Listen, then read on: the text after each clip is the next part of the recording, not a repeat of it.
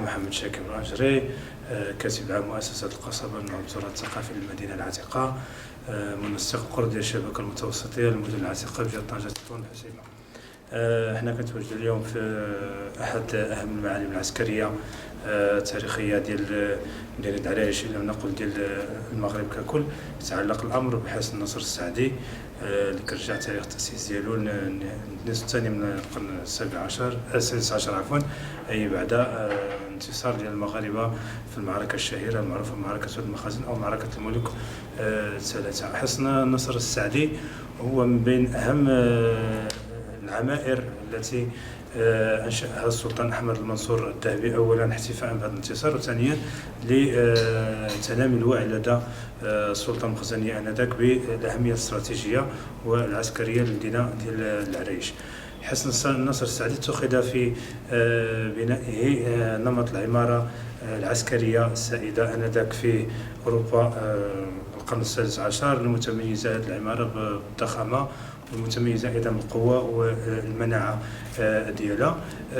هذا الشكل هذا الذي اعتمد عليه في بناء هذا الحصن هو شكل المدن المحصنة المصغرة أوروبا، نجد نظيرا لها خصوصا في المدن الساحلية الفرنسية، وأيضا في بعض المدن الإسبانية على المحيط الأطلسي. هذه التحصينات كتاخذ شكل مربع أو مثلث، وقليلا ما كنوجدوا الشكل المثلث اللي كنشوفوه في هذا الحصن. هذا كتاخذ كما قلت شكل مربع أو مثلث ذات 4 معاقل مساهمة. حصن النصر السعدي بني من طرف الأسرى البرتغاليين وباعتماد أيضا على بناء محليين.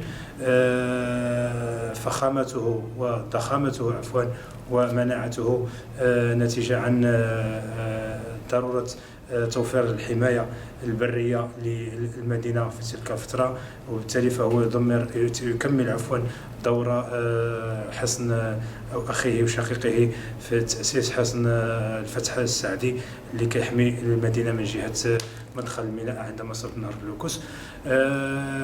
تبلغ المساحة المشيدة لحصن النصر السعدي حوالي 348 متر مربع، بينما المساحة الغير مشيدة كتعلق الأمر بساحة السلاح ب 308 متر مربع. الأسوار ديالو يسار الارتفاع ديالها لحوالي كتروح بين 12 إلى 14 متر. طبيعة الحال هذا القياسات المأخوذة مؤخرا لارتفاع أسوار الحصن، بينما الحصن كان أعلى من هذا الارتفاع هذا خلال فترة التأسيس، نظرا لكونه كان محاطا بخندق من جميع الجهات، خصوصا الخندق الذي كان من جهة ما يعرف اليوم بحديقة الأسود أو حديقة الهيسبيريتس، والذي دك خلال الثلاثينات من القرن الماضي لكي يتم تهيئته بحديقة اللي لا زالت لحد الآن. حصن النصر السعدي كما قلت هو من أهم العمائر السعدية في تلك الفترة. خلال فترة ديال الاحتلال الإسباني الأول في نوفمبر 1610 تم إلحاق الحصن بربطه بسلسلة التحصينات التي وضع تصميمها المهندس البلاط الإسباني باوتيستا أنطونيولي. ربط بمجموعة من الأسوار من جهة معقله الشمالي الغربي، بحيث أصبح يشكل جزء من التشكيلة الدفاعية للمدينة في تلك الفترة. الحصن النصر السعدي أيضا كان يضم ترسانة مهمة من المدفعية والمهاريز ومختلف الأشكال الدفاعية النارية في تلك الفترة، بلغ عددها إلى 42 مدفعا يغطي جميع المجالات أو حدود المدينة آنذاك، بحيث أنه كان من الصعب جدا اقتحام أو الهجوم على المدينة بوجود هذا الكم الهائل من المدفعية فوق سطح البرج. الإشارة أيضا مؤرخ البلاط الإسباني ماركوس دي غودالاخارا الذي أرخ لدخول الإسبان لمدينة العرائش في نوفمبر 1910 أشار إلى وجود 4 مدافع من البرونز من المدافع التي غنمها المغاربة في معركة وادي المخازن منصوبة على ظهر حصن النصر السعدي. أيضا خلال هذه الفترة ديال الاحتلال الإسباني الأول للمدينة حاول مجموعة من المجاهدين الذين تصدوا لعملية محاولة تحرير المدينة في تلك الفترة، خصوصا المجاهد العياشي وخضر غيلان وغيرهم، لمحاولة اقتحام المدينة من هذا الحصن بالضبط، ومن حصن النصر السعدي، فاستعصى عليهم ذلك. هذا يدل على شيء، فإنما يدل على المناعة العسكرية للمدينة آنذاك، ويدل أيضا على رغبة الإسبان في عدم الخروج من المدينة بأي وجه من الوجوه، نظرا كما أسلفت لقيمتها العسكرية والاستراتيجية بالنسبة للسياسة التوسعية الإبرية في تلك الفترة. خلال فترة تحرير المدينة في نوفمبر 1689 كما هو معروف في الروائد التاريخية والمصادر التاريخية، أن السلطان المولي إسماعيل حاصر المدينة لمدة تفوق حوالي 3 أشهر. هذا أيضا معطى جد هام، يدل أولا على تشبث الإسبان بالمدينة نظرا لأهميتها كما أسلفت، وأيضا على المناعة التي كانت المناعة العسكرية التي كانت للمدينة في تلك الفترة، خصوصا فيما يتعلق بأسوارها وحصونها. تم أيضا تحرير المدينة في تلك الفترة من قبل السلطان ولي إسماعيل، وبطبيعة الحال طيلة مدة الحصار ستتعرض هذه الحصون وهذه الأسوار لعمليات الرجم من قبل المدفعية المغربية، الشيء الذي ألحق ضررا كبيرا بها. وبالتالي نجد مجموعة من المستويات ديال الإصلاح وديال الترميم في هذه الأبراج، وخصوصا البرج ديال الفتح، نظرا لكونه قريب من الهجومات البحرية. وأيضا نفس الشيء نجده بالنسبة لحصن النصر السعدي الذي كان يتصدى للهجومات البرية، خصوصا في هذه الفترة ديال التحرير ديال المدينة. وبالتالي عندما نلاحظ أو نقوم بإلقاء نظرة بالعين المجردة على البنية الإنشائية لأسوار الحصن، نلاحظ أن هناك مجموعة من المستويات ديال الترميم، مجموعة من المواد الإنشائية التي تتداخل فيما بينها، وبالتالي كتبين على أن الحصن كان يتعرض لمجموعة من القصف ومجموعة من الهجوم القوي على المدينة، وكانت هذه الأبراج تصد هذا الهجوم وتلعب هذا الدور المهم للحفاظ على سلامة ووحدة وأمن المدينة، وبالتالي على سلامة ووحدة المغرب ككل. الحصن أيضا خلال فترة السلطان أحمد المولي، السلطان سيدي محمد عبد الله عفوا، أدرج أيضا في سلسلة الإصلاحات التي قام بها هذا السلطان بالمدينة، وخصوصا في سلسلة التحسينات التي زود بها المدينة، بحيث أننا لا نستبعد، وإن كان ذلك لم يرد صراحة في بعض النصوص التاريخية التي أرخت للسلطة الخسرة، لا نستبعد أن الحصن استفاد من هذه التحسينات، واستفاد أيضا من مجموع المدفعية التي زود بها السلطان المدينة، وورد ذكرها في مجموعة من المصادر التاريخية، خصوصا عند صاحب الاستقصاء في أخبار المغرب الأقصى. أيضا الحصن كان ذو أهمية كبيرة خلال هذه الفترة.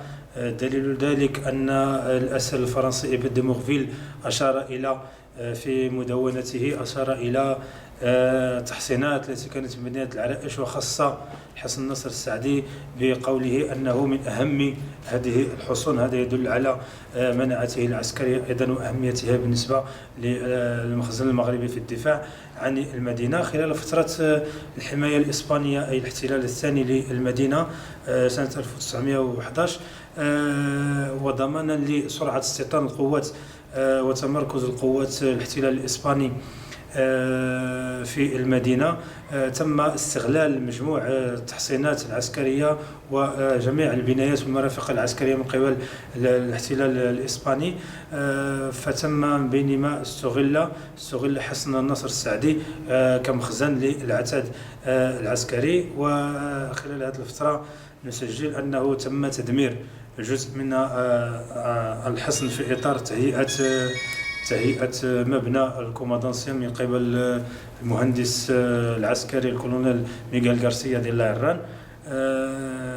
كما قلت تم تدمير المعقل الشمالي الغربي، ولكي يتم توسيع مبنى الكومادانسيا في تهيئته الجديدة على حساب الحصن والحاقه بالحصن.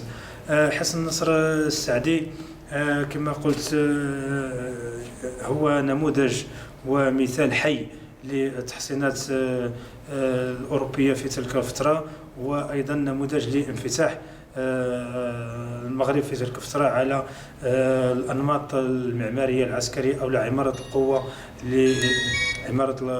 القوة اللي أصبحت ضرورة في السياسة المخزنية لحماية ثغور الساحلية، وبالتالي المغرب من تزايد الأطماع الأوروبية خصوصا الإيبيرية على احتلاله. كباقي الحصون والتحصينات العسكرية في العالم ككل، فحصن النصر السعدي أيضا يضم مجموعة من السراديب والدهاليز اللي كتؤدي إلى خارج الحصن في حالة الحصار. حاليا تم العثور على دهليز واحد هو عبارة عن كما قلت إن شئنا أن نقول شكل من أشكال الغرف تحت ساحة السلاح ديال الحصن. حاليا هي في حالة إنشائية جيدة.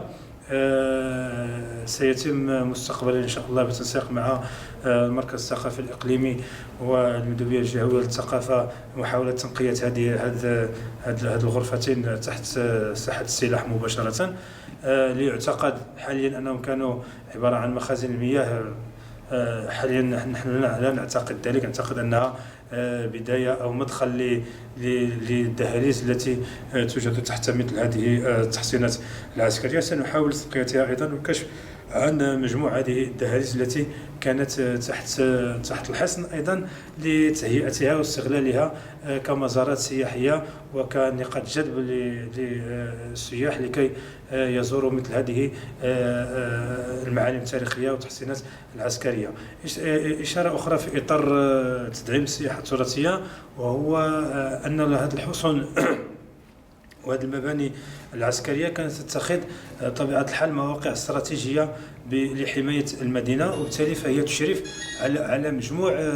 على مجموع التراب المجالي للمدينة. وإذا كانت في تلك الفترة تؤخذ أو يتم إنشاؤها بغرض الدفاع عن مجموع التراب المجالي لمدينة معينة، فإنها في هذه الفترة الحالية يمكن أن تستغل كنقاط لجلب السياح لكي يتمتعوا بالمنظر العام للمدينة التي توفره هذه الحصول.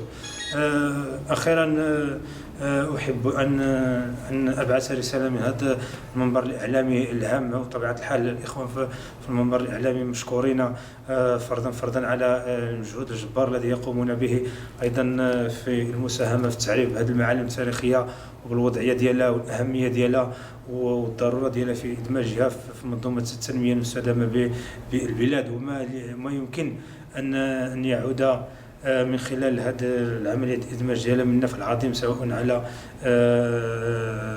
على التنمية المجالية أو على التنمية البشرية، وهو ضرورة اهتمام وتضافر جهود سواء المجتمع المدني على وجه الخصوص والقطاعات الحكومية ذات الصلة سواء وزارة الثقافة أو المملكة المخزنية أو عمالة العرائش أو جماعة العرائش لوضع استراتيجية تدخل عامة في المعالم التاريخية والمباني التاريخية ذات القيمة التراثية بالنسبة للمدينة، ومحاولة إدماجها في مختلف البرامج التنموية للمدينة نظرا لما كما قلت لما لها من الأهمية القصوى والبالغة في تحقيق نسب متقدمة من تلك التدخلات التي تهم هذا الاتجاه.